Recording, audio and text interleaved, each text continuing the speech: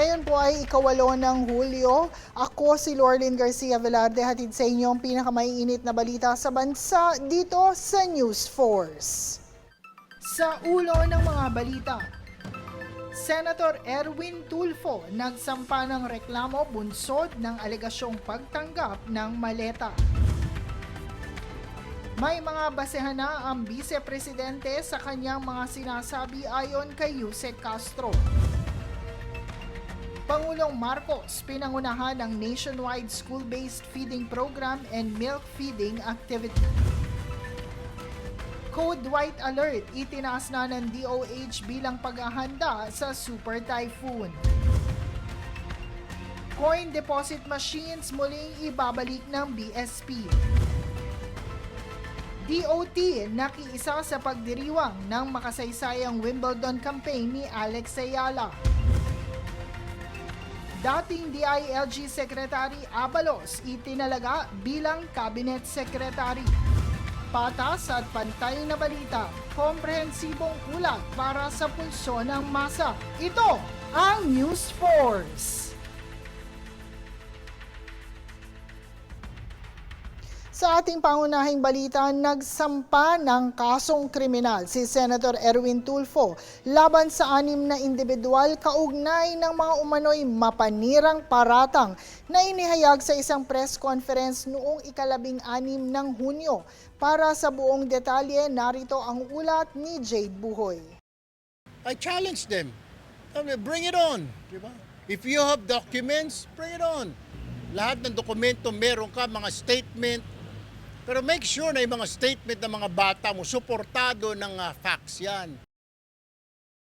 Inihain ni Senador Erwin Tulfo ang reklamo laban kina Attorney Levito Baligod, dating Kongresista Mike Defensor, Jeron Valderrama, Bernard Gumban, Virgilio Garcia at Quezon City Councilor Ranulfo Rani Ludovica. Sinampan sila ng kasong grave oral defamation sa ilalim ng Revised Penal Code kaugnay ng Cybercrime Prevention Act of 2012. Nagugad ang reklamo sa mga pahayag sa isang press conference sa Mandaluyong, kung saan iniuugnay si Senator Erwin Tulfo sa umano'y pagtanggap ng mga maleta na may lamang pera mula sa mga proyekto ng pamahalaan kabilang ang flood control. Mariing itinanggi ni Tulfo ang mga paratang at iginiit na wala siyang natanggap na kahit isang sentimo mula sa anumang proyekto ng pamahalaan. Tumanggap ako ng mali-malitang pera sa Mario's Restaurant. Wala namang ganon. I mean, that's really not true. Kasi after all, wala naman akong flood control. Ayon pa sa Senador, napakalat ang mga paratang sa pamamagitan ng live stream at social media na anilay nakasira sa kanyang reputasyon bilang opisyal ng pamahalaan at bilang isang pamilya. Tapos may nagsabi pa na political analyst na only the Tulfos can beat Sara. Doon nagsimula ito eh. Sabi ko patay tayo. I talked to my brother, sabi ko yari tayo dito tol. And true enough, after a week, kaliwat ka ng banat. Sinabi rin ni Tulfo na matagal nang naiharap sa Office of the Ombudsman ang mga katulad na paratang, kaya hindi na aniya kinakailangang ulitin pa ang mga ito sa publiko. Hiniling ni Tulfo sa mga piskal na maglabas ng probable cause upang maisampa ang kaso sa hukuman, habang hindi pa naglalabas ng formal na pahayag ang mga pinangalanang respondente kaugnay ng pinakabagong reklamo. Jade Buhoy, nag-uulat para sa Golden Nation Network.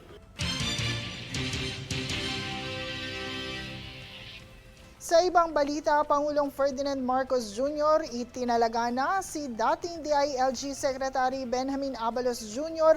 bilang Cabinet Secretary. Si Abalos ay nanilbihan bilang DILG Secretary ng Administrasyon taon 2022 hanggang 2024. Bilang Cabinet Secretary, inaasahan na siya ay magbibigay ng mahahalagang payo hinggil sa mga usaping pambansa, lokal at pandaigdigang issue na may epekto sa kalagayang pampolitika ng bansa. Pangungunahan din ni Abalos ang Strategic Action and Response Office.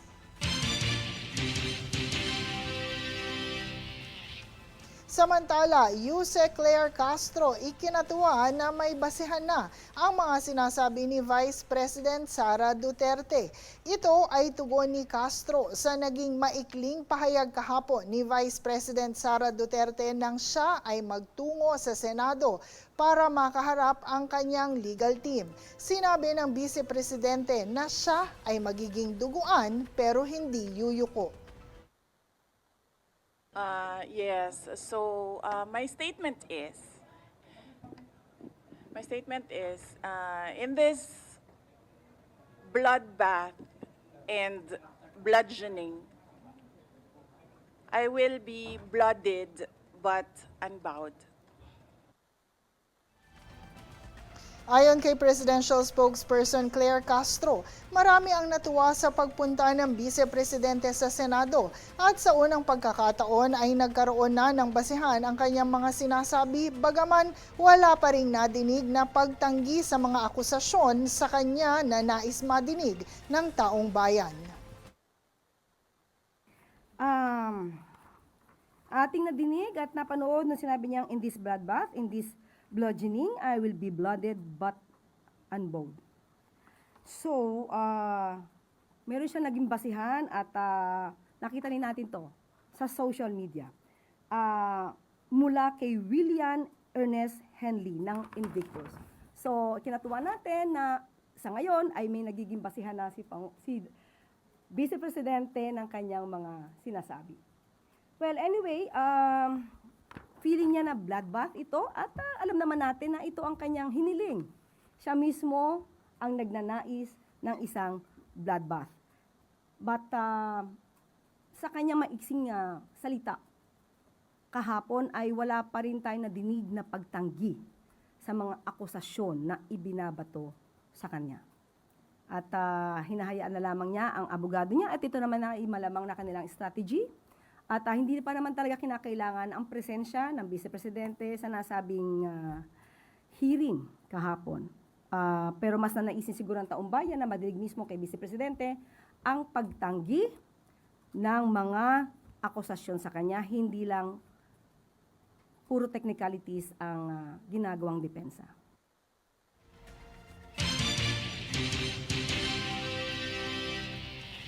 Nagpatuloy naman ang ikatlong araw ng impeachment trial ni Vice President Sara Duterte, kung saan nagpatuloy ang pagtalakay sa mga ebidensya at cross-examination ng unang testigo ng prosecution. Mula sa Senado, nagbabalik si Jade Buhoy. Nagpatuloy ngayong ikatlong araw ang impeachment trial ni Vice President Sara Duterte na nakatuon sa cross-examination ng unang testigo ng prosecution at pagtalakay sa mga mahalagang isyung legal at ebidensya sa kaso. Nagpatuloy ang paglilitis sa Article 4 ng Articles of Impeachment na tumatalakay sa umano'y grave threats, inciting to sedition at mga pahayag laban kay Pangulong Ferdinand Marcos Jr., First Lady Liza Araneta Marcos at dating House Speaker Martin Romualdez. Sumailalim sa cross-examination ng depensa ang unang testigo ng prosecution na si National Bureau of Investigation o NBI Senior Agent John Mark Calilong na nagpatotoo tungkol sa pag-iingat at pagpapatunay sa mga video ng mga pahayag ni VP Sara noong November 2024. Dito napagpasyahan ng impeachment court na ilabas bilang ebidensya ang mga bahagi ng 2 oras at 26 na minutong video sa nasabing virtual press conference. Kaugnay nito, nilinaw ng private prosecutor na si Attorney Benjamin Tolosa Jr. na maaaring gamiting ebidensya ang mga photocopy ng dokumento. Dahil kinikilala ang mga ito bilang duplicates na may kaparehong halaga ng original copy kung walang pagkukestyon sa pagiging authenticated nito. There's a rule that we call the original document rule. Under that rule, duplicates, such as photocopies, are considered as originals, provided that there's no genuine issue regarding its authenticity. Samantala, sinabi naman ng miyembro ng defense team na si Attorney Michael Poa na karaniwan lamang sa mga paglilitis ang paghahain ng mga objection upang maitala ang posisyon ng kanilang panig. Pag lumabas na at napansin mo na objectionable yung question ng kabilang panig, dapat mag-object ka na kagad. Kasi kung hindi ka mag-object, that will be considered waive, no, on our part.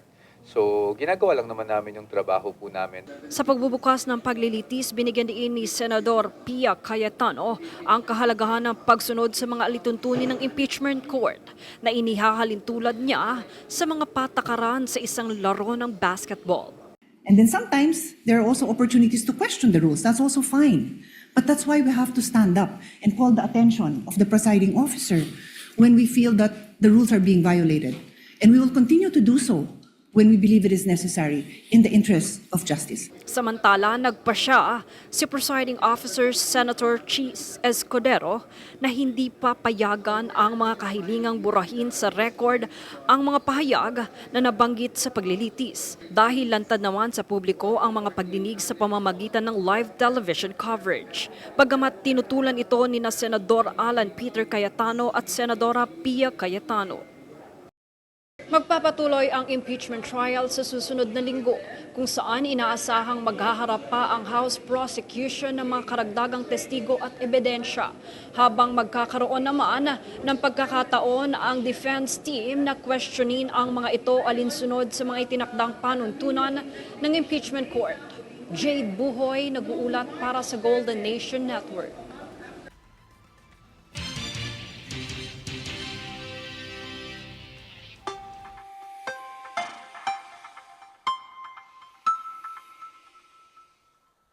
Para sa ating lagay ng panahon, bandang alas 3 ng umaga nang tuluyan ng makapasok ng Philippine Area of Responsibility ang Super Typhoon Inday. Huli itong namatahan higit 1,200 kilometro sa silangan ng Northern Luzon na may taglay na lakas ng hangin na umaabot sa 195 kilometers per hour at pagbugso hanggang 240 kilometers per hour at kumikilos sa direksyong west-northwest. Sa kasalukuyan, wala pang direktang epekto ang bagyo ngunit itinaas na ang wind signal number 1 sa ilang bahagi ng Luzon. Kasabay nito, southwest monsoon o habagat naman ang nakakaapekto sa Visayas at Mindanao na makakaranas ng pag-ulan lalo na sa Sultan Kudarat at Sarangani na may banta ng pagbaha at landslide. Samantala, makakaranas ng pagbugso ng malakas na hangin ang malaking bahagi ng bansa dulot ng habagat na pinalalakas ng bagyo. Tinataya namang hihina ang bagyo sa Huwebes at lalabas ng Philippine Area of Responsibility sa Sabado habang inaasahan na mas mararamdaman sa Kamaynilaan ang epekto ng bagyo sa Biyernes at sa Sabado.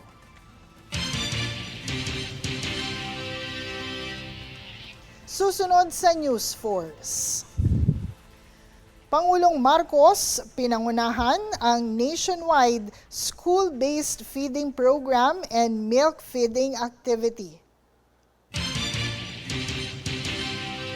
Code White Alert itinaas na ng DOH bilang paghahanda sa Super Typhoon. DOT nakikiisa sa pagdiriwang ng makasaysayang Wimbledon campaign ni Alex Ayala.